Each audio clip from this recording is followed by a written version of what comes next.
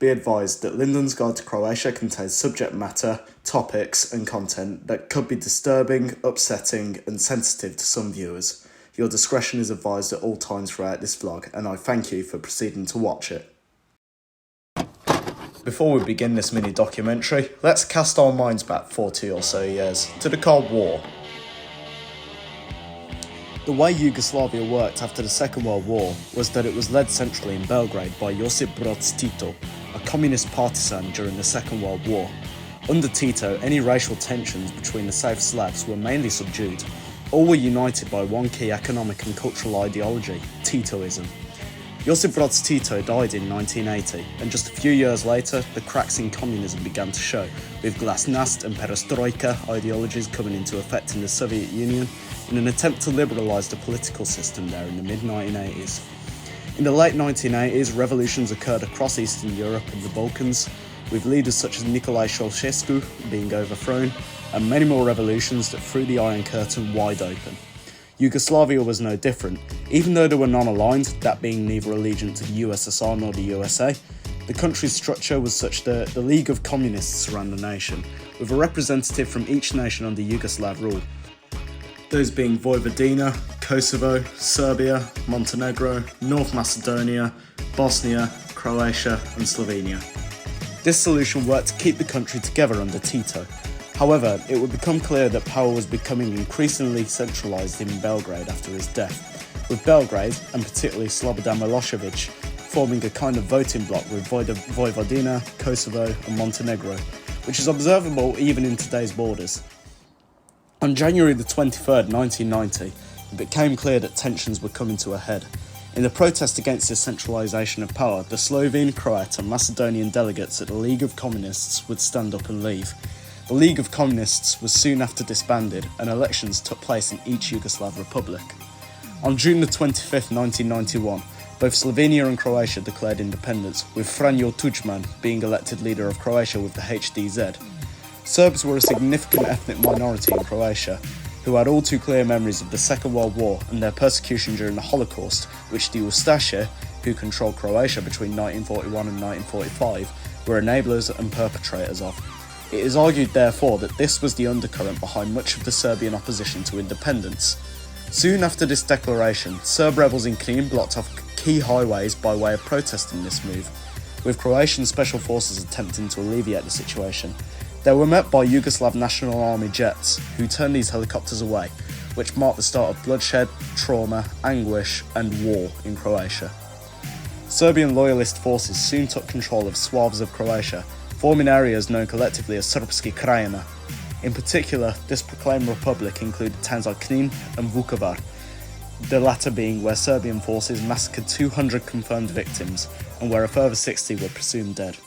Serbian aligned forces reached within 17 kilometres of Zadar, with significant events here including the massacre at Škabrnja of November 1991, which killed 61, and the destruction of the Maslenički Most.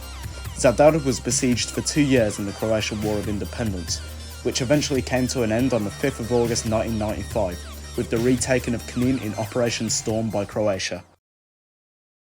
There are many more facets and a much larger aftermath to this war than can be simply summed up in a few minutes as a prelude to this mini documentary of sorts, including US intervention, the Bosnian War, NATO bombings and much more. But what I believe is particularly important about this war, and why I've been interested in it for some time, is because I believe that we can learn a lot about the state of Europe today from it. It is said that history works in patterns, and I believe this to be true. On February the 24th, 2022, under the pretense of protecting the Russians in Ukraine, Russia launched a so-called special military operation, in which countless young men on both sides have been sent to their deaths, over irredentist beliefs held by older elites in Russia, with a desire to reclaim the power and fearsomeness of the Soviet Union.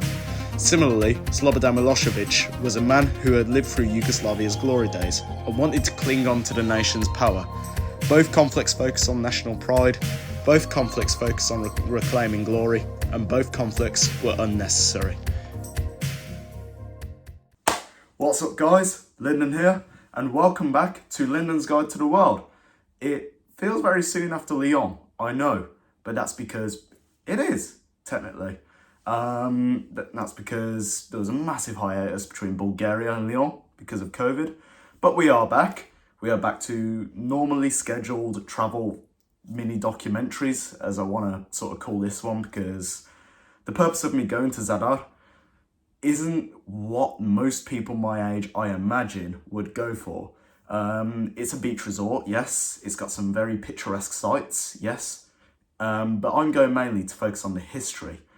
I've been interested, like I said, in the Croatian War of Independence and the wider Yugoslav wars for quite a while. So I really want to go out and see the tangible, living, recent. We have to keep that in mind. That's history our parents saw and lived through. And I was born in 2002, so I was born only 7 years after the wars sort of ended.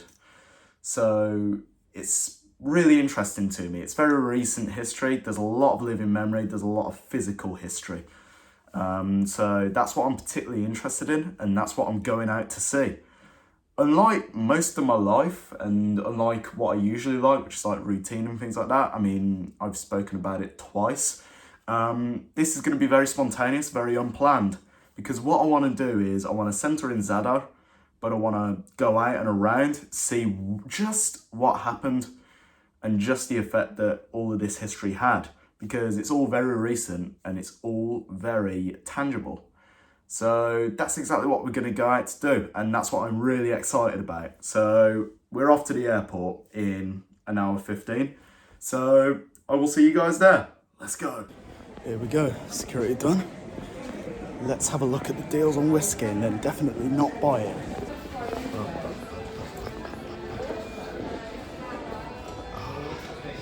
That's naughty, saying they save it. 26, not paying that.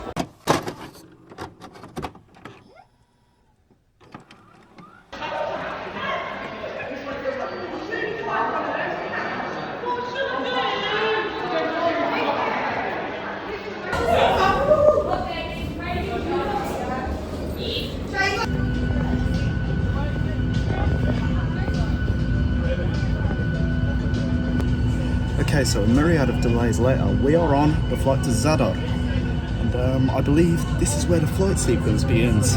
Let's go. Even though you might only be early 60s,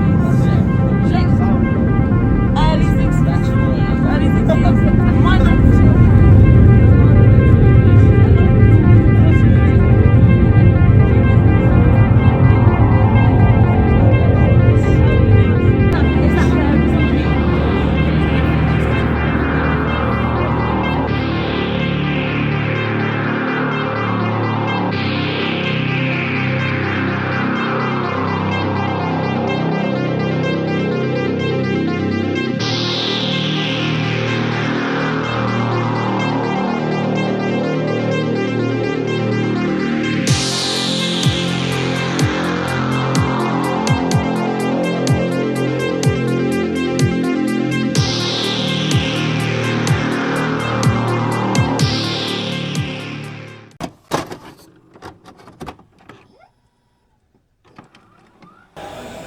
Right, 2.5 hours later and a lot of delays. We are in Zadar. I've got to move my ass and get an Uber. I'll give you more when I'm outside. Right, welcome to what I think is my commie block for the next few days. There's a very Soviet lift here. Check this out. Now to find out if this is actually free. As it turns out, after talking to a couple of babushkas, I was in the wrong place. This very dark place, is Andrei Branga 3. I found it, Archipelago. This is a little bit less commie blockish, unfortunately.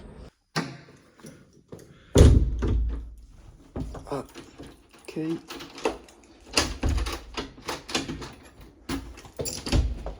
Oh, fucking hell. This is going to be fun. I'm going to record this for your entertainment.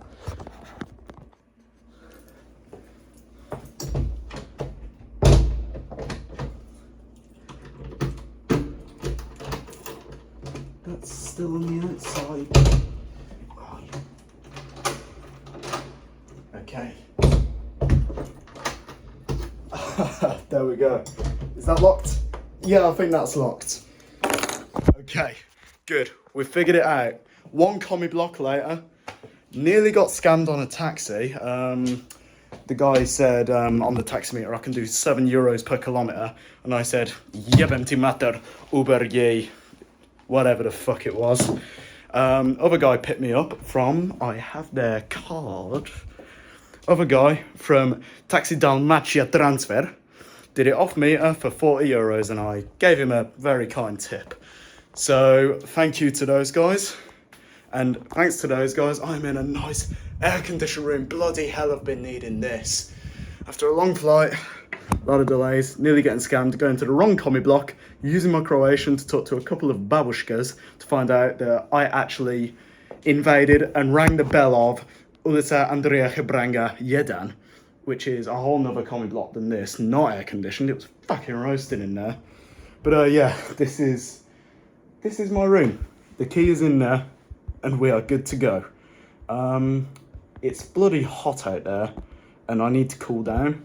So I was considering going for a bit of a walk, but I think I'm just gonna chill the hell out and figure out my room. Let's have a look.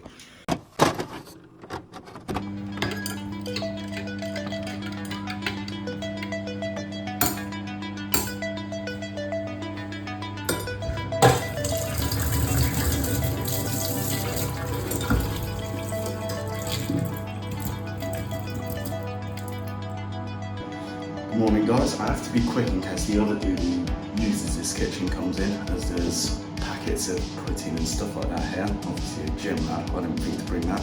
But anyway, yeah, coffee, sweet, I'll get back to you in a minute. For the love of Christ, I've only just realised there's a kettle. Right, that's my coffee and stuff down me. Now I need to do everything a white guy needs to do before going out in the sun apparently.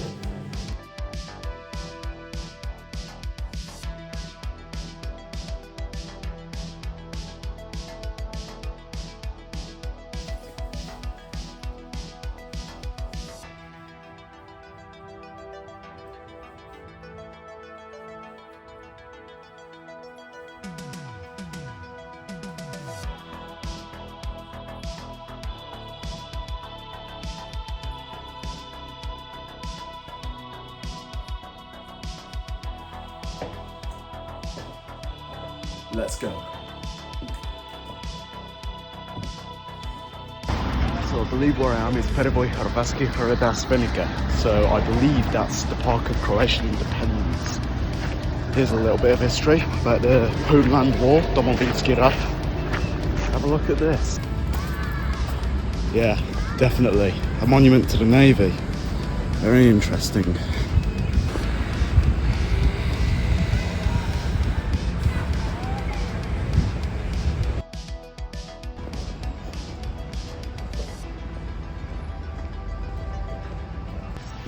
Becoming quickly clear that I'm not going to be able to see one of the monuments I wanted to, the Maslenichki Most that I talked about in the intro. 56 kilometres makes it a little bit difficult. Here we are, a bit of the Roman history.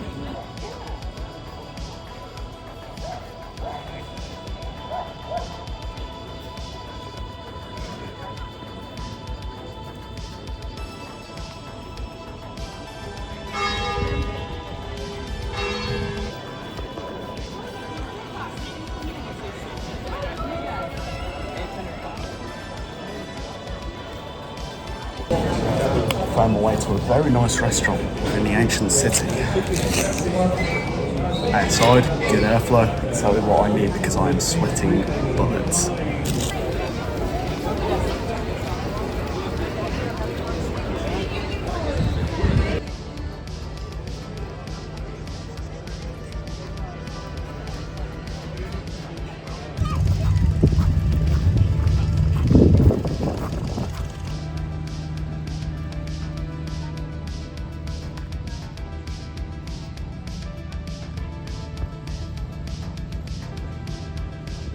So you might be wondering, what's Rome got to do with Croatia, a Slavic country in the Balkans?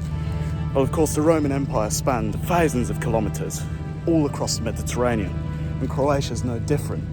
In fact, in the 40s, in World War II, Italy occupied Zadar directly and called the city Zara, as it was known in the Roman Empire, I believe. There's a lot of Italian influence here, and the city has been under Italian rule for quite a considerable amount of time.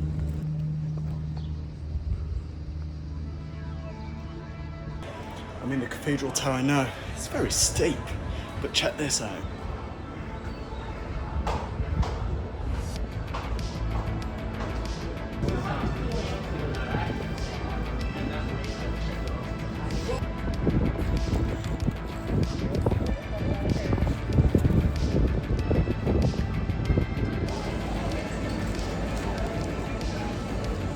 Gelato, very Roman.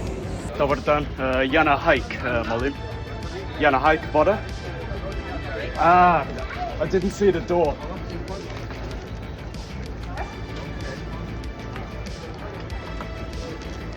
I didn't see the door.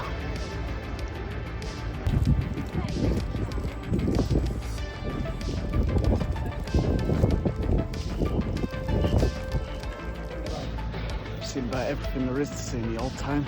Now it's time to go find a tank. Right, our next stop is our first stop that truly represents some very interesting history from the Domovinski Rat, and that is a little village called Dracevas Zadarski.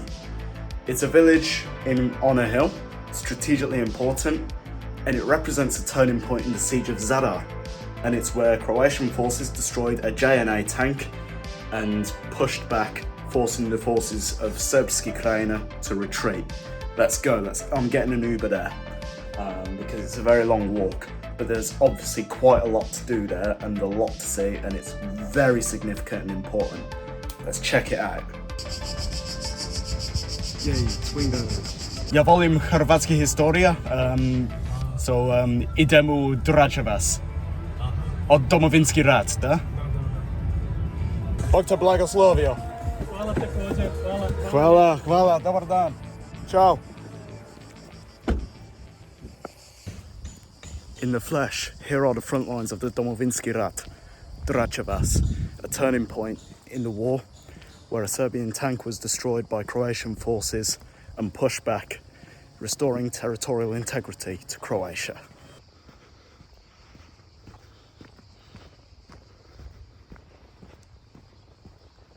This whole area has fortunately been demined, so I can walk around a bit and see what's beyond Zadar. I just have to still watch my step because you can never be too certain. So over that hill will have been where Srpski Krajina forces were, and those mountains well in the distance are Bosnia. Because Croatia is quite a thin country if you think about it. It's interesting just to see and to think how much really went on in my line of sight. The legacy of the war is all too clear. Right here there's a pillbox that will have been involved in the defence of Dracevas Zadarski. Oh, mouthful. And here is the tank restored by the city of Zadar in 2012. So this is where it all happened. You can see a pillbox here with a memorial of someone who gave their life to Croatia. Some destroyed buildings, and over there will have been where Srpski Krajina forces retreated to, down the hill to a less advantageous position, making this town really an important turning point in the homeland war. Mladenu Shimunji, God rest his soul. Let's have a look inside this pillbox, shall we? If we can. Yeah, look at that. Reading the sign verbatim will give a better explanation of what happened here. After the first elections in 1990 and the election of Franjo Tudjman, Serbian forces led by Yugoslavia and Slobodan Milosevic started the aggression by killing Croatian policeman Josip Jovic. In Zadar, that's how it started with another Croatian police officer, Franko Lisica in Polachka in 1991. So on the line from Dracevas across Ploča, Bilibrig, Pilovania, Vidikovac to Bokanac and Diklo, fierce battles were led for the defence of Zadar. In these battles, Croatian defenders with their superhuman efforts stopped the enemy attacks, and in the evening of October 5th, forced the former Yugoslav National Army units led by the 9th Clean Corps to give up on further attacks to Zadar due to their great losses. From the 1st to the 8th of October 1991, 43 Croats and civilians were killed, and 202 were wounded during the fiercest attacks on Zadar. And that gives an idea of just how significant this is to Croatia and to Zadar. On another path, interestingly, I believe these grass-filled holes are where landmines will have detonated years ago. It's interesting to see how recent the history is. You can see it everywhere. There's another pillbox down there that I could go to.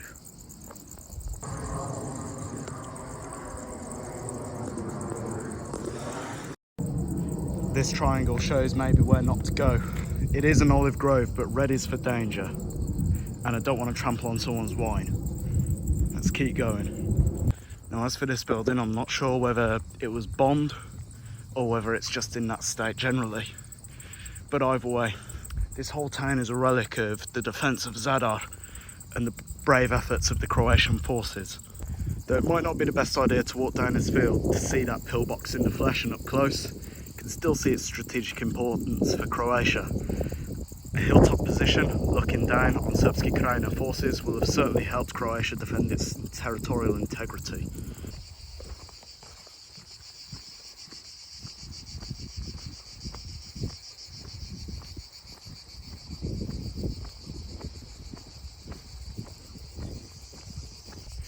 Here we go.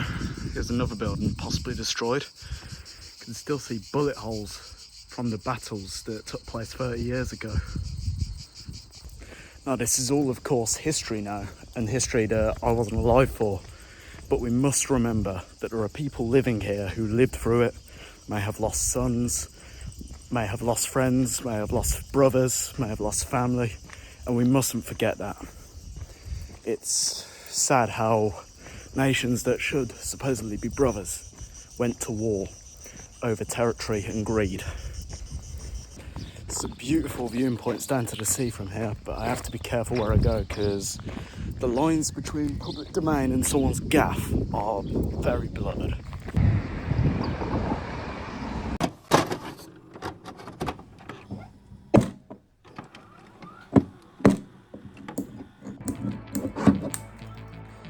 Come on, you little shit. Ah, fuck. There we go. Jesus, fuck, that's strong. 40%, I'm not convinced.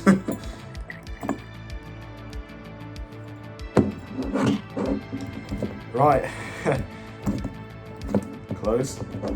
You guys get to see me try rakia, which is not Belinkovac.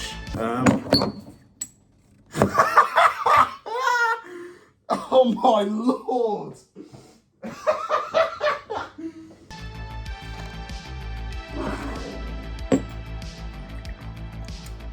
Don't fucking spill it. Luckily, that wasn't the bottle. Okay, so here I have a shot of rakia, which is Slivovica.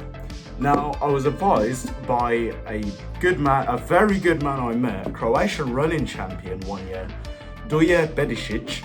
I met him in an espresso bar. He also recommended me a Zadarski spirit, Belinkovac, which I am now on a quest to find and have a bottle of. Even if I can't take it back, I want some. But this is rakia. This is a Croatian drink. I've had a few Ajojskos, which are excellent Croatian beers. Now let's have some rakia. Živeli. It's warm, but it's beautiful. Wow, that's enough to... It's almost vodka, but it actually has flavour. It's beautiful. Right, I'm gonna hope I'm not too hungover tomorrow. Good night!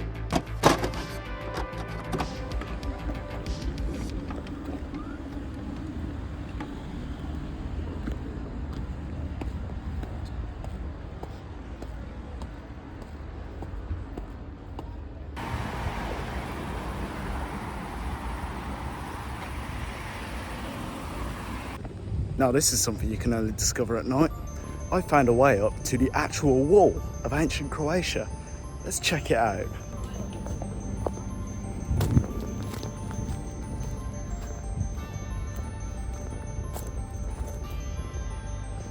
Wow, quite a view. Didn't realise you could go up here.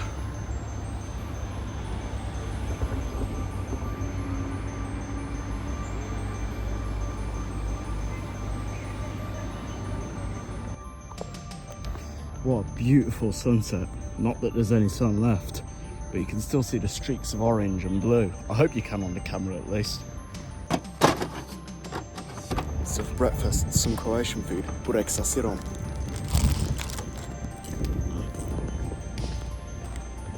Wow, that's really good.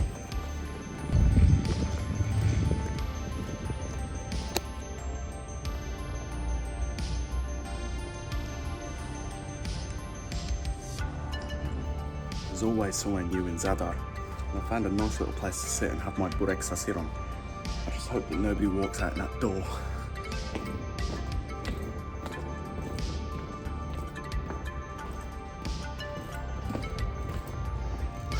Zadom spremni. Interesting. So, update for you guys. It's the hottest hours of the day now, and in Zadar, that means really fucking hot. So I've stopped at Kaufland to get some lunch, chill in my apartment for a bit, and then decide what to do and go out. I'm not quite sure what I'll do yet. I need to think up a strategy about where I'm going to leave my phone and like how I'm not going to have it stolen when I jump in the sea, because I do want to do that, but I also don't want my phone stolen, and that's pretty fucking major. So right now I've got some food. I've got some hummus salad. Yeah, not ideal, but it's food and it looks pretty alright.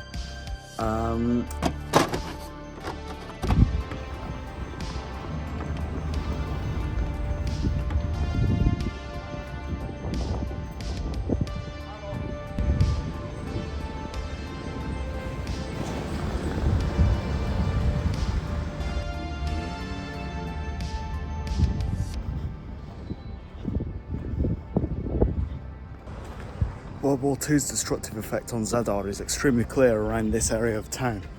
There's a lot of modernism and modernist architecture around here, which is very characteristic of the rapid reconstruction projects that took place not just in Zadar, but everywhere else in Europe that needed it.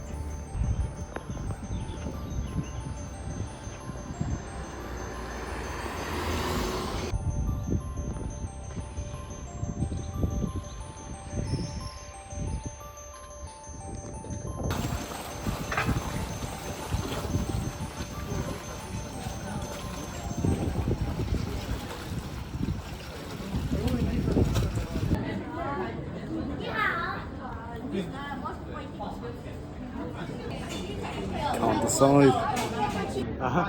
Yes, already. Что я более? Biela ryba na dalmatinski или tuna na dalmatinski? Ja volim hrvatski. Bravo. Biela ryba. Biela. Dodawaj. Voda, molim. No gas. No gas. Just from the tap, please. Hvala ti.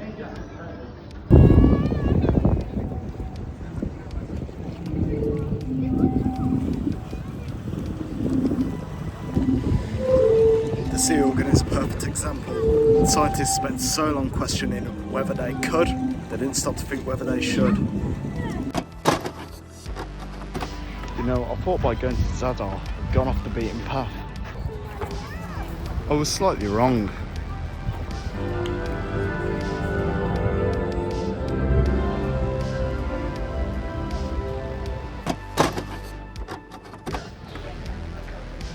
Hvala ti. Molim. Od danas je espresso 3. I see you've made quite an improvement. How long have you been learning Croatian? Oh, only a few weeks. Only a few weeks. Yeah, but I know a bit of Russian, so it helps. Alright, yeah. Спасибо. So I guess, your pronunciation is good. Ah, hvala ti. Congrats. Hopefully even better next time. Absolutely.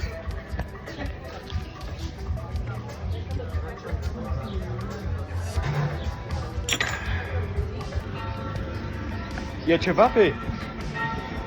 Jecie wapy? Yes, we have some. A, dobro, dobro. Kasnie, kasnie. Okay, here you go. A, chwała ty. Kenya. Been meaning to have ciabatta since it got here. Thank God I found it. Good price as well, under €15. I'll definitely be there later. Something I've also noticed, people realise immediately I'm English. Is it like a smell of Brexit? Now this is interesting. HDZ headquarters, very nice.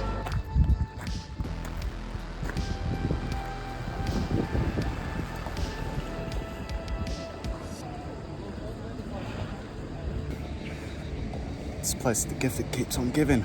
Since I found a secret marina and another gate. I've seen it in photos, but I haven't seen it in the flesh. That's good. By total accident. And, even better, what a beautiful E48.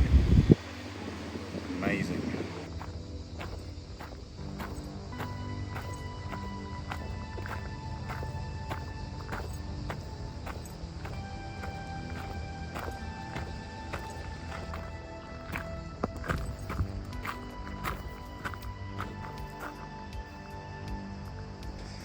A nice little Roman shaded area.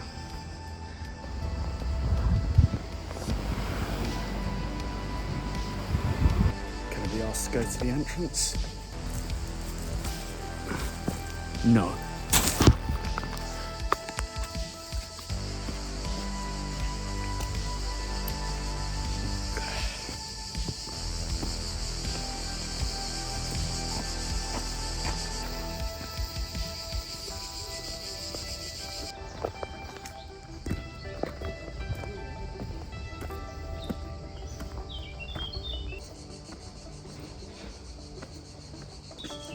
Going the unofficial route was definitely a good idea.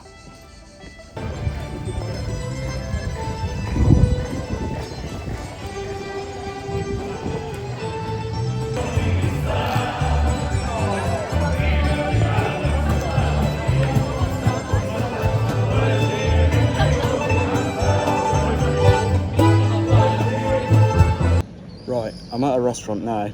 Because I got a flyer earlier in the day, I get a proper Hrvatski alcohol, rakia. Cheers. Oh, just as good as the last time. Glad I didn't spill it.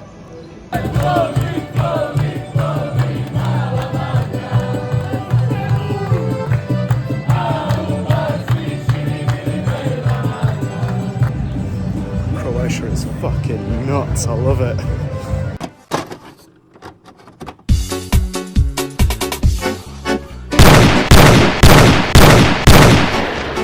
I've been drinking a lot of Croatian alcohol tonight, mate. This, what was it called? Teranino. Teranino, the best drink ever. Now try the Medica. Now the Medica comes next. Excellent. And of course, can't forget the beer, Ožujsko. But that was way before. I think a glass just broke in there. Živjeli, prijatelji. Wow, very nice. Jabličan. My friends, živeli od Hrvatska. Good. Ah, beautiful. Teranino, best drink in the world. These guys said that I couldn't take another drink. I said that was my last. They laughed at me. I'm not having that.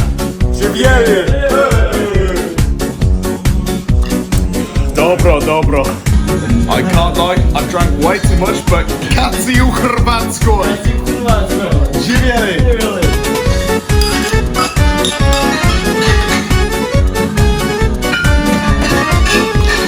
O, sranje.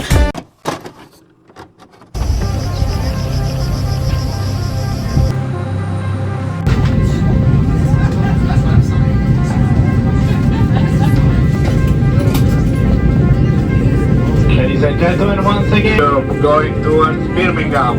If Birmingham is not a destination, please identify yourself to any member of the group. Yeah, listen. We fucked up. things got out of control and just like this time last year, I've got to keep it very quiet because my mum's asleep. I'm against all authority apart from my mother. But we're back somehow. I don't know how. I was a bit poorly in the morning. More so the night it happened, without going into graphic detail, I forced the alcohol out of me pretty sharpish to ensure that I wasn't too unwell today, which kind of actually worked. So I'm back, I'm home. Flying hungover is not as bad as it seems. It could be better, but it could be a hell of a lot worse. So thank you guys for enjoying the vlog. Thank you for enjoying Linden's Guide to Croatia. I hope that you liked this format. Obviously it changes every time as I evolve, as I grow, as I travel more. And I will see you all in the next one when I decide where to solo adventure again, because I'm going to do it again. I enjoy it and I recommend it to anyone. So thank you all again. See you all in the next one. So yeah.